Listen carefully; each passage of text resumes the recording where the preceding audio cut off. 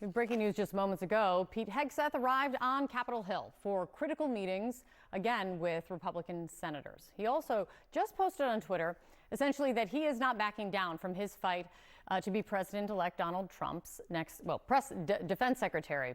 And this is also after there's a lot of movement on this morning. His mother was just on television last hour defending her son and saying he is a, quote, changed man. Hegseth's mom made a direct appeal to Donald Trump in her appearance on Fox News. But we all know, as has been discussed and the reporting suggests, that Hegseth faces trouble right now. A rocky road to confirmation, to say the least. The road so rocky, maybe, that we learned last hour that the president-elect has actually spoken with Florida Governor Ron DeSantis about potentially replacing Hegseth for the job as being a candidate to head up the Pentagon. He is facing several allegations of Hegseth of drunken misbehavior, sexual misconduct, and financial mismanagement of the veterans nonprofit that he once ran. Hegseth's mother speaking out now after making headlines this week when a 2018 email that she wrote to her son was published. The email in part said this: "On behalf of all of the women, and I know it's many, you have abused in some way, I say get some help and take an honest look at yourself." That was then. Here is her message now. Pete is a new person. He's redeemed, forgiven, changed. I think we all are after 7 years. I believe he's the man for the job. I know Pete, and the people who know us know Pete, and Trump knows Pete. And he knows the Pete of today. And he knows the Pete who is a good father, a good husband to Jen. He's got 7 kids. He's a wonderful son, and a wonderful son to his brothers and all his friends. He's a changed man, and I just hope people will get to know who Pete is today, especially our dear female senators, that you would listen to him, listen with your heart to the truth of Pete. With me now to discuss the path to confirmation or not, Democratic strategist Matt Bennett. Lee Carter is also here, strategic communications expert. It's great to see you guys. Thanks for being here. And Lee, you have known Pete Hegseth for quite some time. Yes. The appearance from his mom, hearing from Penelope there this morning, do you think it fixes the trouble that his confirmation is facing? I don't know if it fixes it, but it certainly helps. I mean, it dimensionalizes what's happening. There is no question what happened in his previous marriage and where he is today, and I'm sure there were rocky roads behind the scenes. Pete Hegseth, that I know, is a man who is a delight to work with. I have never smelled alcohol in his breath. I have traveled with him to debates. I have traveled with him to primary states. I have traveled with him and the Fox and Friends team all over. And I've never seen any of the behavior that we're talking about. There's certainly things that he did in his past. And there's things that we've all done in our past. But I think we need to ask ourselves in this moment, what do we want to be doing when we have real questions about the and valid questions, frankly, about the people that are up for the cabinet? People are concerned about his experience. Let's leave the rest off the table. I mean, it is just, politics is a blood sport at this point, and you can understand why really good people don't want to do it when you look at what's happened here. Let's focus on what really matters. Is he qualified for the job? What happened with his previous marriage, what happened in his private life, all of that is off the table. What is on the table, and I think what we should be talking about, is he the right person for this job?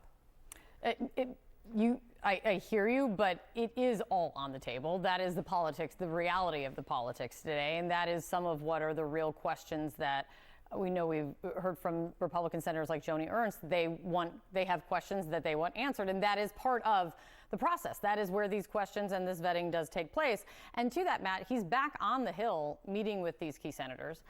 And Joni Ernst is really seen as key. She is a veteran. She is a survivor of sexual assault herself. She is well respected in all corners, and which is why, and I'll read for you a quote that from a source in the Trump transition, speaking to Jake Tapper, said this: Joni isn't comfortable with Pete and he doesn't answer her questions about women in the military and about sexual assault, if she doesn't leave the meeting supporting him, there are 5 or 6 Republican senators who will oppose his nomination. Hegseth tweeted he's not backing down, though, Matt. How do you think this goes? Well, I think he's going down because I think this is not a question of politics as blood sport. This is a question of whether this guy can perform the incredibly important duties of Secretary of Defense. Remember, the Secretary of Defense is in the chain of command, which is to say, if we are going to attack someone, the president gives the order to the Secretary of Defense. That could come at any time, day or night, as it often does, and he or she sends that down the chain. And if that person cannot be trusted to be, within their right mind, this guy is a drunk. It's very clear. It's been reported many places that he was drunk in his capacities at the nonprofits he worked at. You can describe it one way, Matt, but I mean, the way I would have described it was slightly. I guess everyone's definition of a drunk can be different. I don't know if that's something we need to debate here, but continue. Fair enough. Whether you call him an alcoholic or not, he clearly, on the job or socializing with his office mates, drank a lot. There's reporting on CNN that he showed up for work at Fox smelling of alcohol, which means even if he was sober when he arrived at work, he was not sober during the evening. If this guy can't be trusted to perform the duties of Secretary of Defense anytime, day or night, he can't do the job. And he's not qualified. He's never run anything. The Pentagon is an enormous operation. There's 2 million Americans under arms. It's $1 trillion a year. He simply isn't the right person for the job. I will tell you that I think the biggest mistake that people that are opposing Pete Hegseth are making is that they're not focused on the right things. This is an all-hands attack. We're focusing on whether or not he drank. We're focusing on whether or not what he did out extracurricular activities.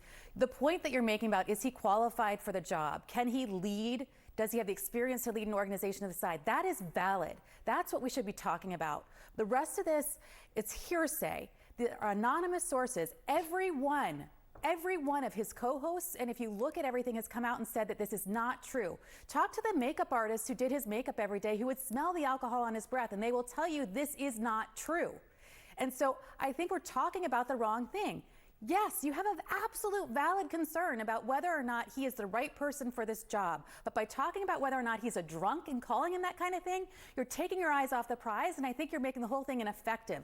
And I honestly think that the Democrats are doing more damage by doing this kind of thing than focusing on the real question, which everybody rightfully has. Is he the right person for the job? Is he qualified? Not based on the hearsay kind of attacks, but on the real things. Has he managed enough people to be able to do this job? Is he the right person for this job? Those are good questions. The rest of it, I find it offensive and wrong. I want to just ask one thing to you guys really quickly, which is, no matter the public discussion outside, one of the key is, which is the unknown, is what is the view of Donald Trump on the inside of the transition, of how this is playing out? The insight that we have today is that we're reporting from CNN Steve Contorno that Trump has spoken to, a source says that Trump has spoken to Ron DeSantis about the possibility of taking this job, that Ron DeSantis has said that he is open, if offered, to taking the job. That to me, that's where like my big question remains right now is where does the pressure stand in terms of the appetite for Donald Trump to put up with this kind of, we'll call it smoke, around him much longer? Lee, what do you think? Well, look, I think if the president has to be prepared for anything that happens, so I'm not surprised that he's having conversations. I mean, if you even look at the betting markets right now, the betting markets have said that it's less likely, than ever that Pete Hegseth gets confirmed. So he can't be caught flat-footed. Yeah. But there is no sign that the administration is backing down from their support of him. Now, you heard in the days when Matt Gaetz was going out, there was absolute silence from the administration. You didn't hear any support. You knew that there was something going on. As yet, last night, Donald Trump Jr. was writing about his support of Pete Hegseth. J.D. Vance just wrote a tweet in support of him, too. And so I don't see that they are backing down. But I think, they've got to be prepared. And if the votes aren't there, the votes aren't there. And they've got to have a qualified candidate. And it looks like they're ready to move quickly. But I don't see any sign that Donald Trump's support of Pete Hegseth is breaking. One thing I can say I'll say certainty, and then I'll have, pie in my face, is by the end of today, there should be some clearer view on where the path is headed. Only because there's a lot happening in this, and something's got to give, it seems. Matt, it's good to see you as always. Thanks for coming in. Lee, thank you.